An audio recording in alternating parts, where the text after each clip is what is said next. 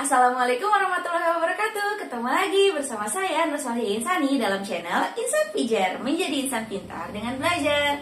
Dalam video kali ini kita akan membicarakan mengenai percobaan. Percobaan dalam hukum pidana itu ternyata banyak hal-hal yang harus kita ketahui. Ternyata percobaan itu bisa loh dipidana. Nah, percobaan seperti apa sih yang masuk ke dalam kategori yang bisa dipidana dan tidak bisa dipidana? Langsung saja kita saksikan pembahasannya.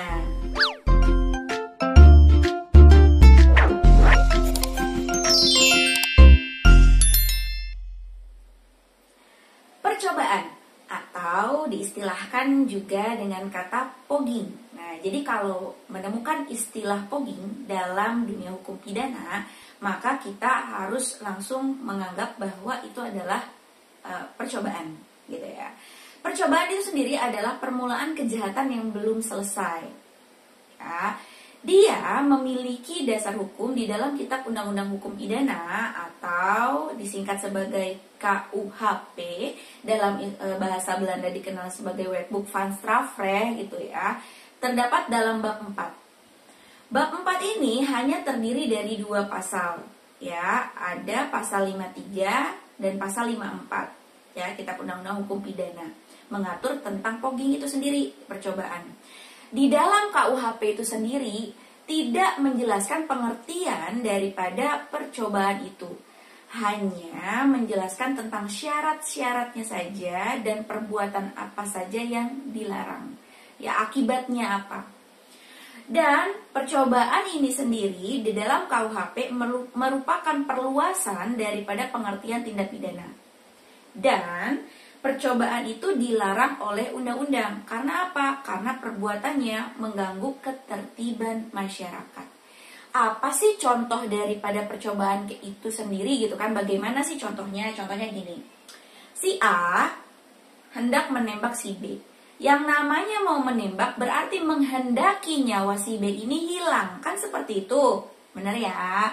Nah, kemudian si A ini menembak si B tapi si B-nya tidak mati. Kalau tidak mati berarti nyawa si B nggak hilang kan? Nah, nyawa si B ini nggak hilang.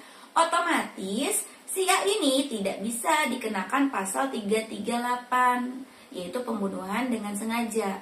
Atau tidak bisa dikenakan pasal 340, pembunuhan dengan rencana. Karena apa? Karena si B-nya kan tidak mati.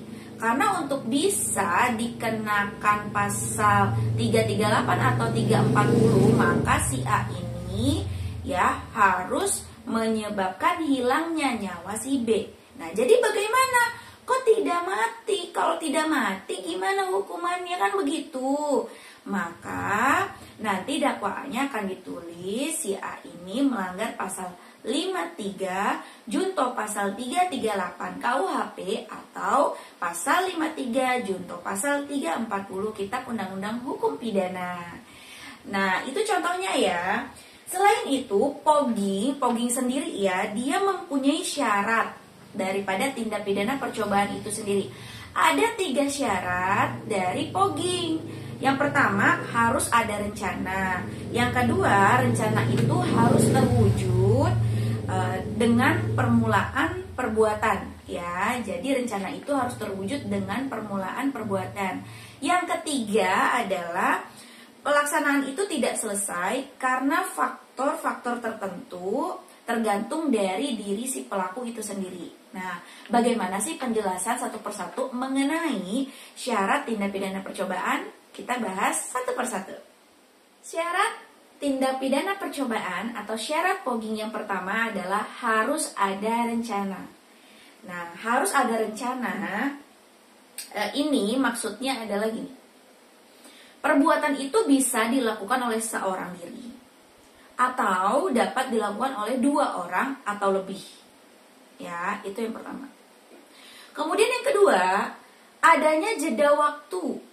Ya, untuk apa? Untuk mempersiapkan perbuatannya. Ya.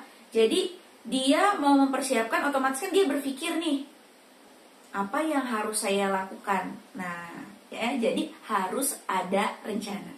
Rencana itu dilakukan oleh 1 orang bisa, 2 orang atau lebih juga bisa. Ya, itu syarat yang pertama harus ada rencana. Syarat fogging yang kedua adalah rencana itu harus terwujud dengan permulaan perbuatan.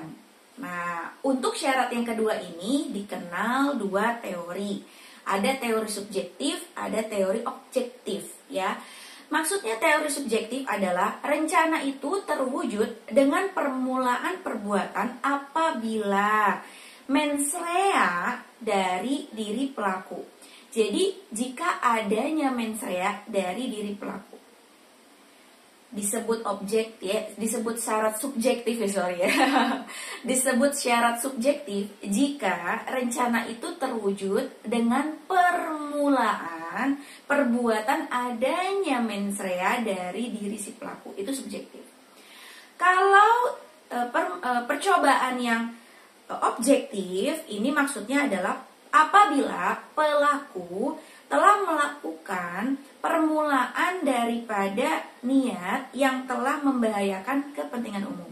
Jadi ada permulaan, melakukan permulaan niat itu. Jadi si pelaku sudah melakukan permulaan niat. Ya, niatnya ada permulaannya.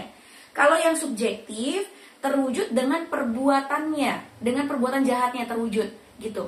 Ya, seperti apa sih maksudnya? Oke, saya ilustrasikan ya. Nah, yang tadi nih, si A mau membunuh si B. Oke, si A mau membunuh si B. Otomatis kan harus ada rencana kan. Yang pertama kan syarat ada rencana.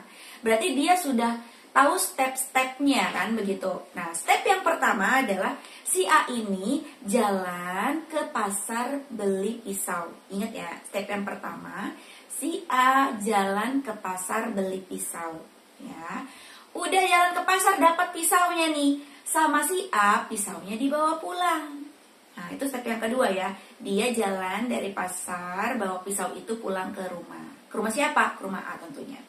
Nah, terus pisau itu sama si A diasah. Diasah sampai tajam, terus disimpan. Ya. Kemudian, malamnya, ini tahap yang keempat nih, pisau itu sama si A dilumuri racun.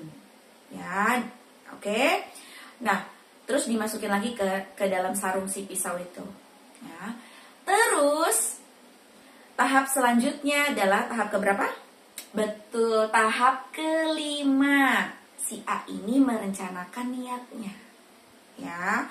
Kemudian sudah merencanakan niat, dia kemudian tahap keenam adalah membawa pisau itu ke rumah si B. Ya, bawa ke rumah si B gitu. Nah, kemudian si A ini mengeluarkan pisau dari sarungnya. Ya, mengeluarkan pisau yang udah ada racunnya itu dari sarungnya, itu tahap ketujuh. Ya. Kemudian si A ini mendekati si B. Gitu. Ya. Kemudian langsung tahap ke-9 menusuk dada si B, si A ini ya, menusuk dada si B. Ditusuk dan menggorok lehernya, kan gitu ya, matilah si B. Nah, itu. Jadi ada berapa tahap? Ya, 9. Ada 9 tahap. Mulai dari si A itu ke pasar beli pisau, pulang bawa pisau itu ke rumah si A, kemudian diasah dan disimpan, dilumuri racun, kemudian merencanakan niat, datang ke rumah si B, mengeluarkan pisau dari sarungnya, mendekati si B, ditusuklah si B. 9 tahap ya. Oke, 9 tahap yang direncanakan. Kalau dilihat dari teori subjektif ya, kalau dilihat dari teori subjektif, maka tahap si A ini beli si sajam tadi, beli apa tadi? Sajamnya. Iya, benar banget, beli pisau. Ya, itu sudah bisa dipidana karena adanya permulaan daripada niat itu. Ya, jadi ada mens rea-nya di sana. Jadi bisa dipidana. Karena apa? Niat jahatnya sudah dilaksanakan tuh. Permulaannya udah punya niat tuh, beli pisau tadi. Dari teori subjektif.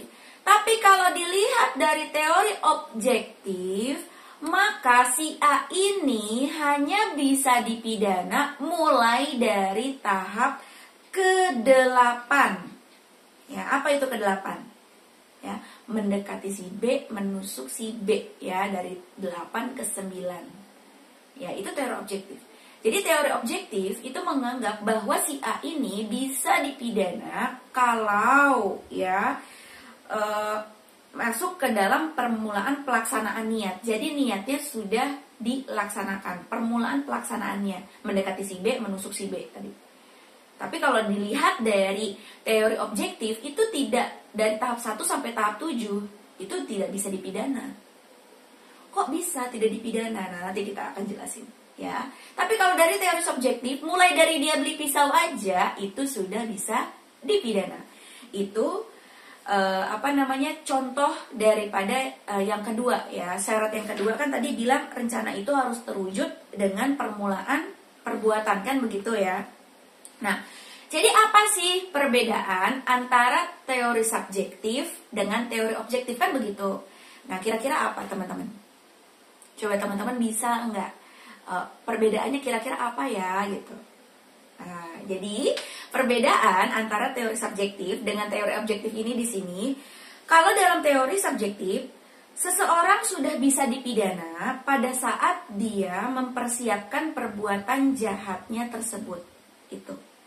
Sedangkan dari teori objektif, baru bisa dipidana jika ya seseorang itu telah melakukan permulaan aksinya. Nah, itu bedanya. Jadi kalau dalam teori subjektif, dia sudah bisa dipidana saat ia sedang mempersiapkan perbuatannya. Sedangkan kalau yang objektif, ketika dia sudah melaksanakan permulaan niatnya itu, baru dia bisa dipidana. Itu syarat yang kedua. Sekarang kita masuk syarat yang ketiga. Syarat yang ketiga dari syarat tindak pidana percobaan adalah pelaksanaan itu tidak selesai karena faktor tertentu tergantung daripada diri pelaku. Nah, ini yang maksud saya orang itu bisa dipidana atau tidak ya gitu. Menurut Hogerat ya ada 3 hal yang menyebabkan seseorang itu tidak bisa dipidana. Yang pertama, kemungkinan bersandar pada diri si pelaku. Contoh, ketika dia sedang mengasah, kemudian dia habis beli, kemudian diasah, tuh kan. Terus dia berpikir, oh iya si B ini kan baik sama saya, udah deh nggak jadi gitu kan. Saya akan memberikan dia kesempatan, atau kalau saya melakukan itu gimana sama keluarga saya, kayak gitu kan. Jadi dia mengurungkan niat dari dirinya dia sendiri. Kemudian melakukan tindak pidana pencegahan. Nah, jadi ada tindak pidana ada perbuatan tindakan pencegahan yang dilakukan dari diri pelaku maupun dari faktor luar gitu. Contohnya gini, ketika si A tadi ya, nih A mau membunuh si B, ketika dia datang ke rumah si B, ternyata di rumah si B lagi ada arisan, atau di rumah si B ini lagi ada kumpul-kumpul, atau lagi ada hajatan atau apalah gitu ya. Nah, makanya si A ini mengurungkan niatnya. Jadi ada tindakan pencegahan. Kemudian yang kedua, pelaku dapat meneruskan perbuatannya tapi dia tidak meneruskan. Si A ini udah datang nih ke rumah si B, udah bawa pisau kan, ketemu si B. Terus si B-nya ini ternyata menyambut baik, kemudian sopan dan santun gitu. Jadi si A itu udah deh nggak usah dilaksanakan saja gitu. Jadi dia lebih memilih tidak melaksanakannya. Nah itu ya. Jadi untuk syarat yang ketiga adalah pelaksanaan itu tidak selesai karena ada faktor tertentu tergantung dari diri si pelakunya. Tapi kalau misalnya kondisinya adalah ketika si A ini mau mencuri di rumah si B, atau gini deh, si A mau mencuri masuk ke dalam tasnya si B, masuk tangannya ke dalam tas si B, kemudian ditangkap tuh tangannya sama orang lain, kamu mau mencuri ya, misalnya kayak gitu kan, kamu mencuri, kan barangnya belum diambil nih, belum selesai kan, karena yang disebut selesai adalah ketika barang itu diambil. Kan gitu, ini belum sempat keambil dia baru melaksanakan niat, ada faktor dari luar yaitu ada faktor orang lain yang datang saat dia melakukan perbuatan itu. Nah itu tindak pidana percobaan namanya ya. Tapi percobaan yang belum selesai bisa dipidana? Bisa tentunya. Tapi kalau yang tidak bisa dipidana adalah ketika dia mengurungkan niat untuk melakukan perbuatannya. Oke, bagaimana penjelasan saya mengenai fogging atau tindak pidana percobaan? Nah, Apakah mudah dipahami atau dimengerti? Kalau misalnya ada yang masih bingung atau mau mengajukan pertanyaan atau kritik maupun saran, dapat dituliskan di dalam kolom komentar ya. Dan terima kasih telah mendengarkan. Semoga berkah untuk kita semua. Saya akhiri.